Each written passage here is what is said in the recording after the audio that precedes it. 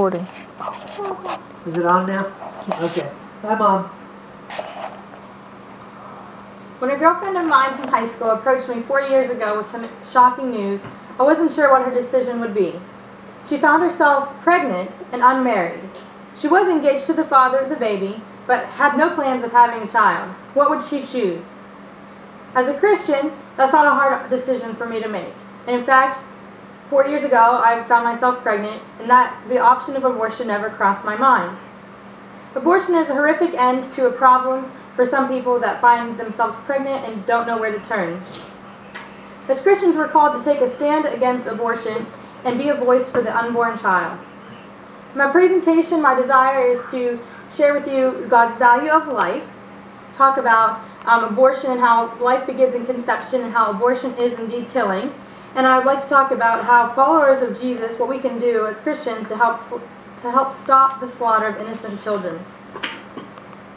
Like I said, God values human life, and we can find this many times in Scripture. The first one I found was Genesis 1:26 and 27, where it says that God created human beings in His own image, and we were created to rule over the birds and the beasts and the fish.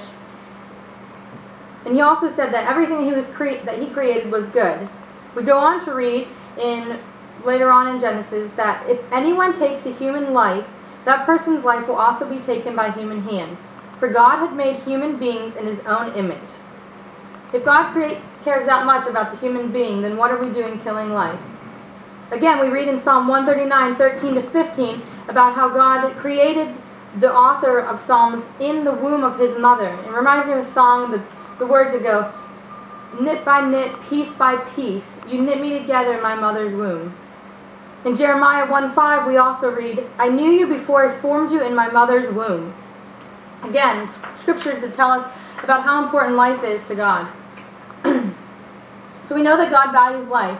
And a lot of times people say that abortion isn't killing or that the unborn child isn't indeed human. According to the National Right to Life Committee, the term abortion applies to artificially induced abortion.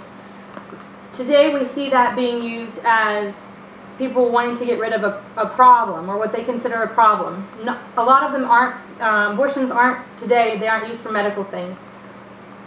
Some argue that the first few months of pregnancy isn't actually a baby.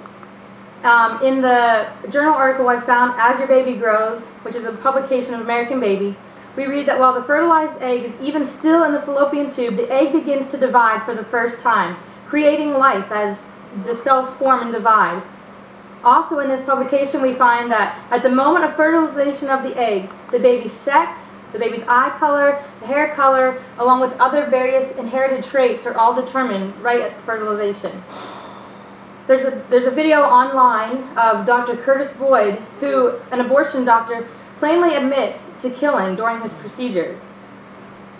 Again, the National Right to Life Committee, they share how most of today's abortions are performed for reasons that aren't medical, that aren't a cause of concern for the mother's health or even the baby's health, but they're merely because the mother might not be ready to be a parent or because her partner decides that he doesn't want to have to take care of this child either. Since 1973, when abortion was legalized in the United States, in all 50 states, for any reason, be it medical or a social issue, there have been over 54 million deaths of innocent children. An abortion survivor, Claire Caldwell, puts an abortion in this light. She says, "Abortion doesn't affect just one person. It is a domino effect." As believers, what can we do to stop this cause? We are called to be a voice for the unborn, to put a stop to this horrific crime that has been legalized. There is good news, though. According to the National Right to Life website, 24 states have passed legislation that ensure that women are educated before they have an abortion, which means they're given materials of other alternatives besides having an abortion. I believe that another thing that we can do as Christians is to remember to pray for those who have had an abortion, to keep our prayers for the doctors who perform the abortions. And this can be seen in the story of Claire Caldwell, as she talked about how abortion is a domino effect. She met up with her birth mother years when she was older, and she thanked her birth mother for giving her life, even though her mother had chosen abortion for her twin. In all that I've shared with you in the past few minutes, I hope that you've been reminded of God's value for life, and even the life of the unborn child. I hope that I've given you some fuel for thought as we fight as Christians against this fight of abortion that's raging in our country and even around the globe. And I hope that I've given you a bit of light at the end of this tunnel for the cruel crime of an abortion that's taking place. My friend whom I mentioned earlier at the beginning of this presentation, she chose life for her baby. Her daughter will turn 4 next month. She knew how valuable life was, and she chose to, even though she wasn't prepared to be a parent at that time, to continue carrying the child and deliver the baby. Please remember to hate the crime and not the criminal. God doesn't hate the doctors who perform the abortions, and He doesn't hate the women who seek abortions as a means to an end of their pregnancy.